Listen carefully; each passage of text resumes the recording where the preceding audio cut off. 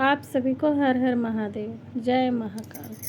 तो एगो प्यारा सा हम आज गीत सुनावे आइल बनी। भोजपुरी बिहार के फेमस वायरल गीत ह, लेकिन हम अपना आवाज़ में सुना के बतावत तनी।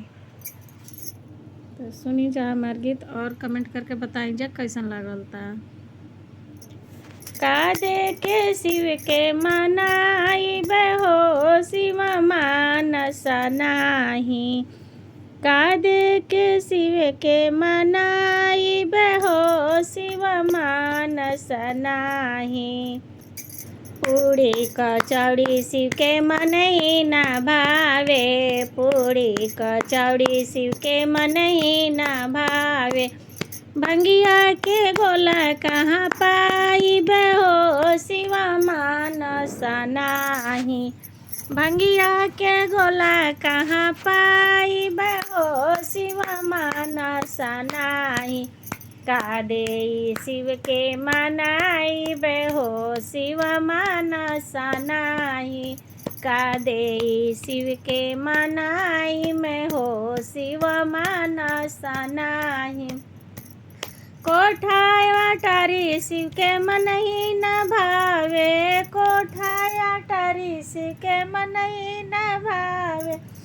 टूटही मड़ैया कहाँ पाई मैं हो, शिव मानस नाही। टूटही मड़ैया कहाँ पाई मैं हो, शिव मानस नाही।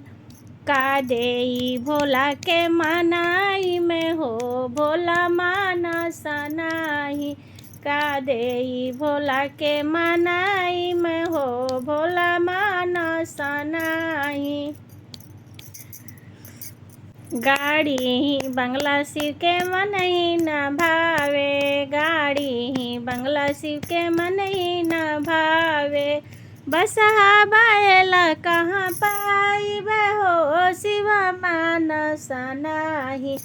बसहा बैला कहाँ पाई बहो, शिव मानस नाही। का देई शिव के मनाई बहो, शिव मानस नाही। का देई शिव के मनाई में हो, शिव मानस नाही। साला दो ताला शिव के मनई न भावे, साला दो ताला शिव के मनई न भावे। मिर्गा के छाला कहाँ पाई बहो, शिव मानस नाही। मिर्गा के छाला कहाँ पाई बहो, शिव मानस नाही।